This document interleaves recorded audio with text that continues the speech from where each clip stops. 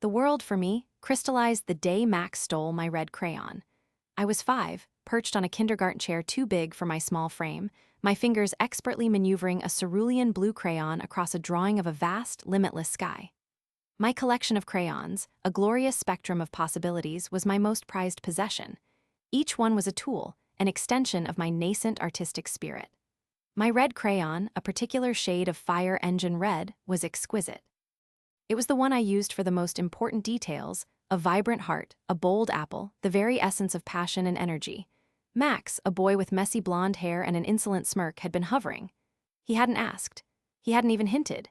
He'd simply snatched it from my tin box, that perfect, waxy cylinder, and snapped it in half with a sickening crunch. He laughed, a high-pitched, mocking sound, and then tossed the broken pieces into the communal crayon bin as if they were trash. Something inside me, something fundamental and fragile, shattered with that crayon. It wasn't just the act of theft, it was the disregard, the casual cruelty, the complete annihilation of something I cherished. From that moment, a quiet, icy resolve settled deep within my bones. I stopped talking in class, my voice seemingly vanishing with the shattered crayon. I didn't cry. I didn't scream. Instead, I paid attention. I listened. I watched. I got smart. All the way to and through university, my academic journey was not merely about learning, it was about planning. Every textbook, every lecture, every late-night study session was a brick in the foundation of the edifice I was meticulously constructing. I wasn't going to let it slide. This wasn't a childish tantrum. It was an oath sworn in silence. Decades passed, each one bringing me closer to my goal. I built a life, or at least the facade of one, here in San Francisco. A modest apartment with minimalist decor, a job that paid the bills but demanded little of my emotional core, allowing my true focus to remain sharp, undistracted. I was 35 now, my features honed by years of quiet calculation, my eyes holding a depth that belied the calm surface. I spent countless hours in libraries, poring over obscure texts, learning about forensics, about human psychology, about the almost invisible ways in which lives could be altered, extinguished, or completely refashioned. I became an expert in anonymity, in surveillance, in the art of the perfect, untraceable footprint. I had kept tabs on Max, of course. For years, I had followed the meandering threads of his life through social media, through public records, through careful, unobtrusive observation. He had built a good life for himself. A good-paying job, something in tech, no doubt. A sprawling house in the Sunset District, overlooking the ocean. A nice wife, Sarah, about 27 or 28, with a kind smile that made my stomach churn with a cold, distant resentment. And 3 children, a boy, Liam, who was around 10, another boy, Finn, about 7, and a little girl, Chloe, barely 5. A perfect, picturesque family, a life brimming with the very joy and normalcy he had so carelessly taken from me all those years ago. I knew their routines. Max left for work promptly at 8:15 in the morning. Liam and Finn walked to the nearby elementary school, returning by 3:30. Chloe attended a preschool, picked up by Sarah around 2 in the afternoon. Wednesdays were Sarah's Pilates days, which meant Chloe would be home with a nanny or a relative until Sarah returned around noon. But today was Wednesday. Today, a Tuesday, was perfect. Max was at work, the older boys were at school, and Chloe was at home with Sarah. Finally, I knew it was the day. The culmination of 30 years of patient, unwavering resolve. I parked my nondescript, rented sedan several blocks away, a generic silver model that would blend seamlessly into any San Francisco streetscape. My outfit was equally unremarkable: dark jeans, a plain hoodie, a baseball cap pulled low. I wore disposable gloves, thin and transparent, that left no trace. In my backpack, carefully organized, were the tools of my trade: a small bottle of chloroform, a clean dishcloth, a silenced handgun, various sizes of paintbrushes, a can of crimson red paint, and a singular, brand-new red crayon. The walk to Max's house was unremarkable. The sun was shining, gulls cried overhead, and the distant hum of city life filled the air. It was a beautiful day for a monstrous act. I approached the front door with a confidence that stemmed from absolute preparedness. A quick check confirmed that the service entrance around the side, near the kitchen, was unlocked, a lapse in security I had observed days ago. Max was complacent. He felt safe. That was his first mistake. Slipping inside was effortless. The house was quiet, filled only with the soft sounds of a domestic scene, the hum of a refrigerator, the distant murmur of a children's cartoon playing in the living room. Sarah, Max's wife, was in the kitchen, her back to me, humming softly as she unloaded a dishwasher. Her hair was pulled back in a ponytail, and she wore a simple t-shirt and yoga pants.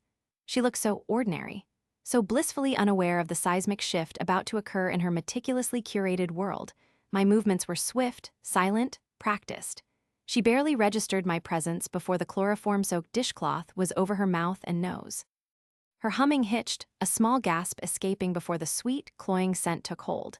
Her eyes, wide with sudden terror, fluttered, then glazed over. Her body slumped against me, surprisingly light. I lowered her gently to the floor, ensuring her breathing was shallow but steady. There was no malice in my touch, only efficiency. She was merely a component, an obstacle to be removed, a piece of Max's life that needed to be erased to inflict the maximum pain.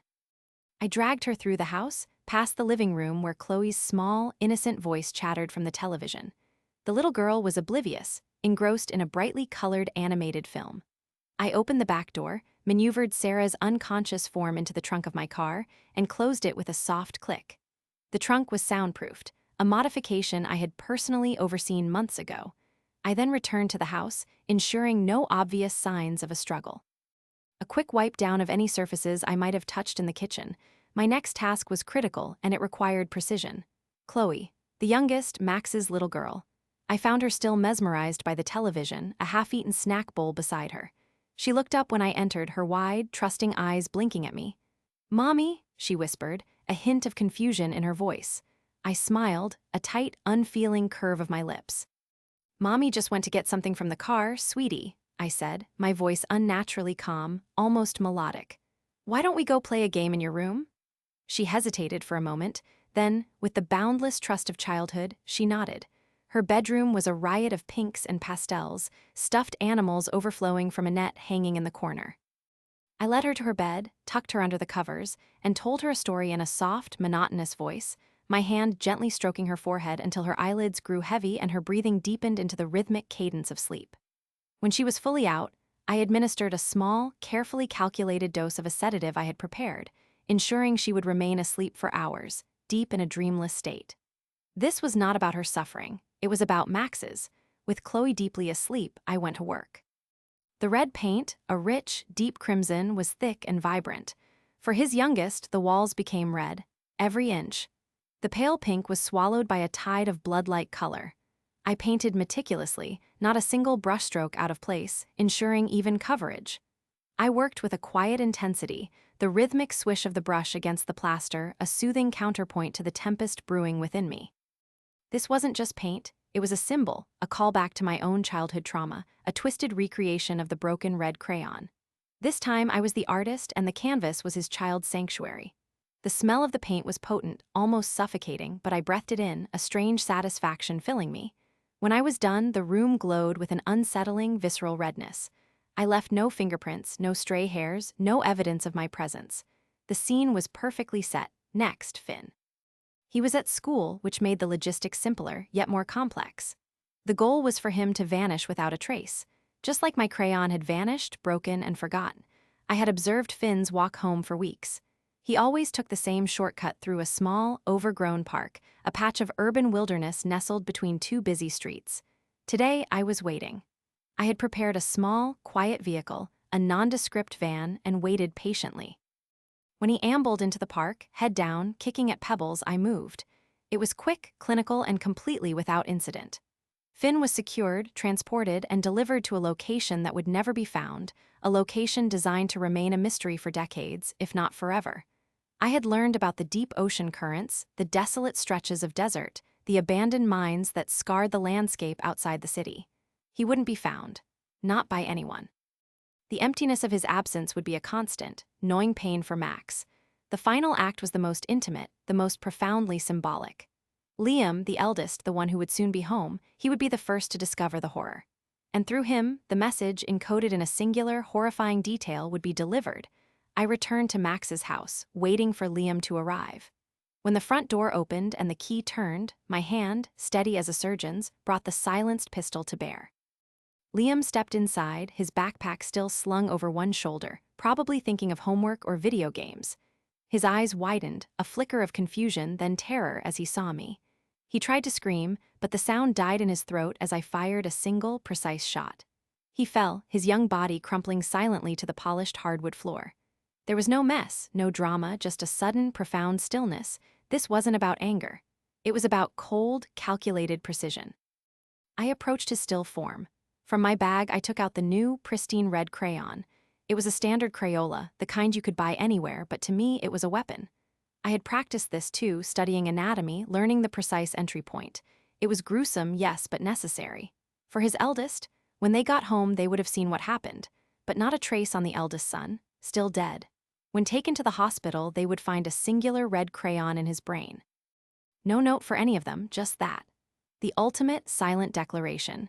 It was the whisper of a 5-year-old's rage, amplified across 3 decades. I cleaned up every trace of myself, every microscopic fiber, every potential fingerprint. The house was left in a state of carefully orchestrated chaos. The red room, the silence where Finn should be, and Liam's body, positioned to be the first chilling discovery. I wiped down the crayon carefully before inserting it, ensuring only my gloved prints were on it, prints that belonged to a phantom. I drove my rented car back to the predetermined spot along the coast, a desolate stretch of rocky beach where the currents were notoriously strong. I backed the car up to the edge of a steep embankment overlooking the churning Pacific.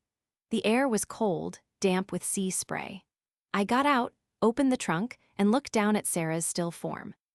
She was an innocent, yes, in the grand scheme of things, but in my meticulously constructed narrative of revenge, she was an extension of Max's happiness, and thus she had to go.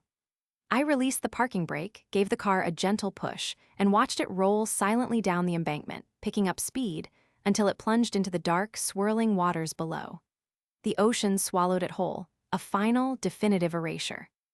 I walked away from the coast, my shoes crunching on the gravel, the wind whipping around me, carrying the scent of salt and finality. My heart was not racing. It was calm, settled like the eye of a storm. The 3 decades of planning, the decades of simmering resentment, had found their release. Max would come home soon. He would walk through that door, expecting his perfectly ordered life, and instead, he would find an abyss. The news reports trickled out the next day, then exploded into a national sensation. Tragedy strikes San Francisco family, mother missing, children found dead. Max's face, haggard and grief-stricken, was plastered across every screen.